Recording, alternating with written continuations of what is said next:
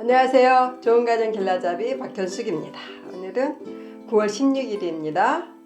영적 친밀감. 어제까지는 정서적인 친밀감 얘기했죠. 오늘은 영적 친밀감입니다. 마음이 통하는 부부, 그런데 또 영도 통하는 부부, 또 함께 영이 성장하는, 주님을 닮아가는 그런 부부가 되면 좋겠죠. 자, 영적 친밀감 중에서 오늘 읽어보겠습니다. 본문을. 목회자 세미나에서 손잡고 기도하기를 소개하고 적용 시간을 가졌는데 강의가 끝나고 사모님 한 분이 찾아오셨다. 그러니까 저희가 영적 친밀감 강의한다면은 부부끼리 손을 잡고 기도하시면 좋다 이런 얘기를 했거든요. 손을 잡고 기도하는 것은 저희가 이제 지금까지 30몇 년 살아오면서 굉장히 많은 경험을 했어요. 손을 잡고 기도한다는 의미는 뭐냐면 첫 번째는 연합의 표시입니다.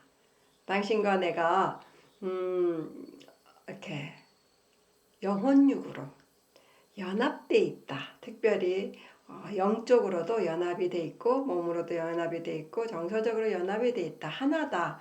그런 연합의 표시입니다. 저희 집은 부부끼리 이렇게 손을 잡고 기도하기도 하고 또 가족이 우리가 연합해 있다 이런 의미로 아이들이 같이 살 때는요 밤마다 이렇게 다 손을 잡고 기도하고 하루를 마무리했어요. 연합은 굉장히 중요하죠. 창세기 1장에서부터 남자가 부모를 떠나서 그 아내와 연합하여 한 몸이 되라 이렇게 말씀하셨죠. 그러니까 하나됨이 그렇게 중요한 거예요. 연합배는 왜냐하면 엄청난 힘이 있어요. 하나님도 한 분이시지만 삼위일체, 삼위일체잖아요. 성부, 성자, 성령님이 계세요. 이게 다 하나님이시면서 하나이죠. 세 분이면서 한 분인. 그것은 연합의 그 놀라운 파워를 또 알려주시기 위한 것도 의미가 있다고 생각합니다. 부부는 진짜 한 사람인데 한 사람으로서의 그 힘을 드러나게 하기 위해서는 표시를 하는데 손을 맞잡다. 손을 잡으면 연합이 된 느낌이죠, 여러분. 그러지 않으세요? 어렸을 때는 친구 나는 너하고 친해 이런 표시로 뭐 합니까? 손잡고 걷기 이런 거 하잖아요. 친구들하고 어깨동무하고 걷기 이런 것도 하고 이건 다 연합의 표시예요.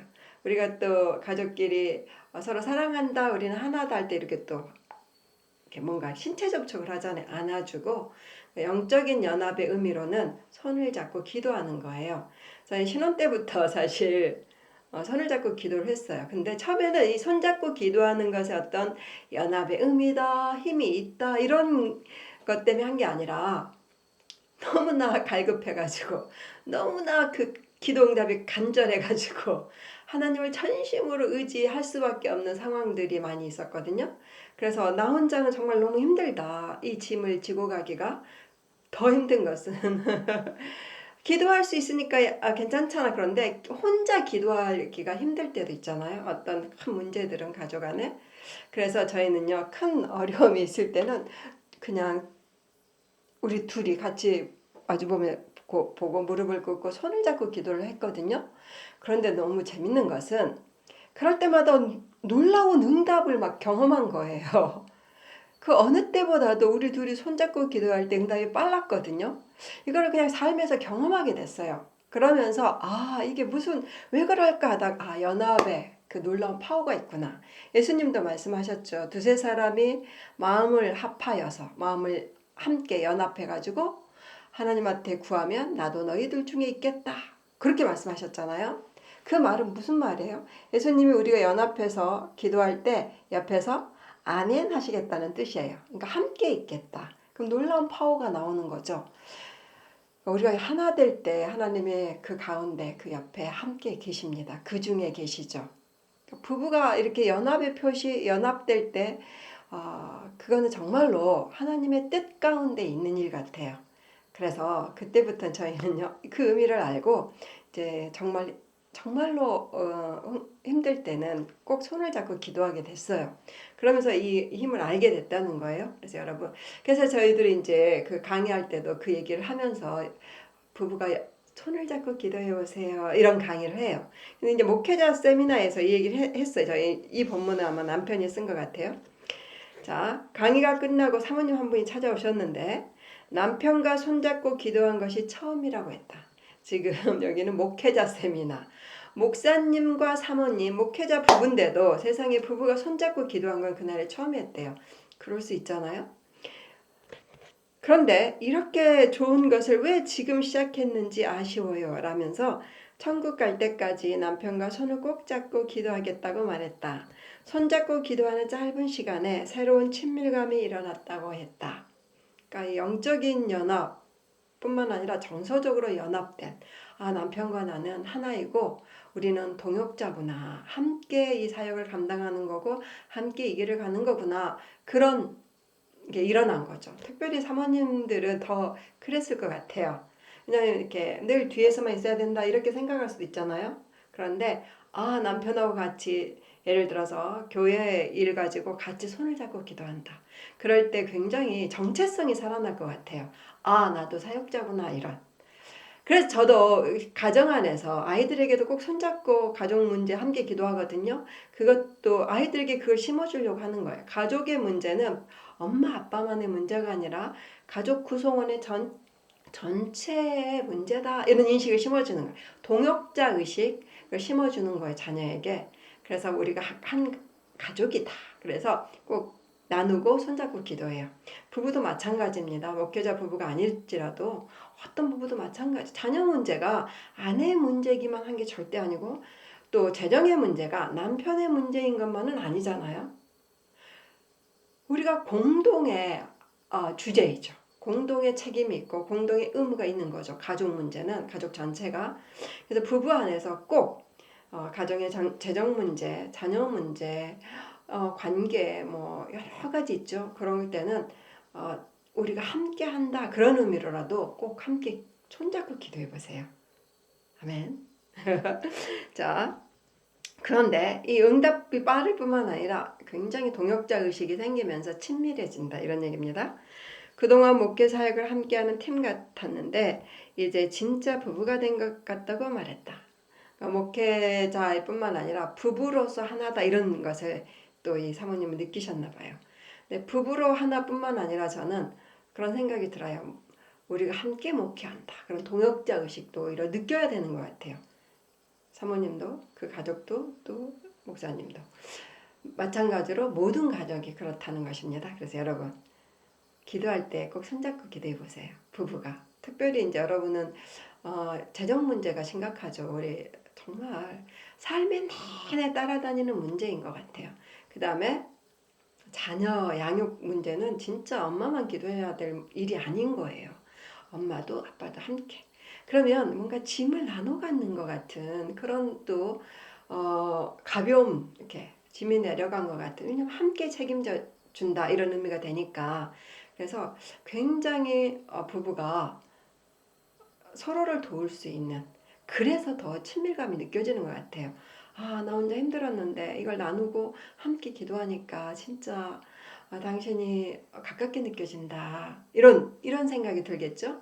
그래서 한번 오늘 저녁부터 어떤 요즘 기도 제목들이 있으시죠? 꼭 손잡고 한번 기도해 보세요. 자, 오늘의 기쁨.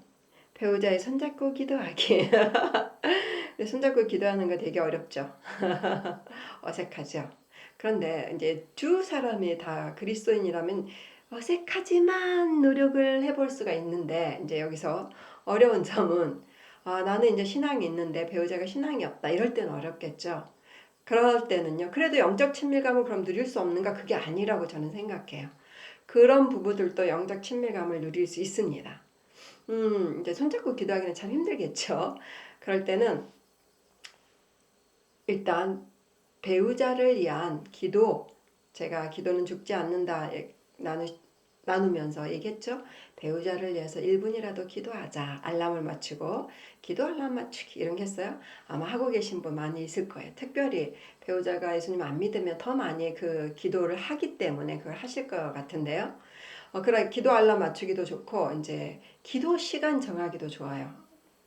알람 아니고 예를 들어서 뭐 6시 30분에는 나는 아내를 위해서 기도한다. 이렇게 한 번은요, 어떤 이제 강의를 갔는데, 한 분이 제가 이 강의를 하고 배우자를 위해서 기도합시다. 이런 얘기를 했는데, 한 분이 간증해 주셨어요. 뭐냐면, 젊은 30대, 40대 젊은 여성이었는데요. 10시 30분에가 남편을 위해서 기도 시간을 정했대요. 그리고 그 시간이 되면 항상 남편을 위해서 기도를 했답니다.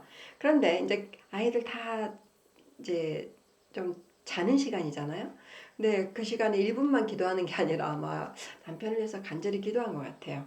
그랬는데 아이들이 자다가 일어났는지 엄마 혼자 뭐해? 막 이러더래요. 그래서 아빠를 위해서 기도하는 시간이야, 이 시간은. 그랬더니, 왜 엄마만 혼자 아빠를 위해서 기도해?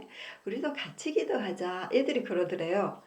그래가지고, 그냥 세 명이 이렇게 남편을 위해서 기도를 했대요. 근데 어느 날은 그 시간에 남편이 들어왔나 봐요. 기도하고 있는데, 뭐하냐?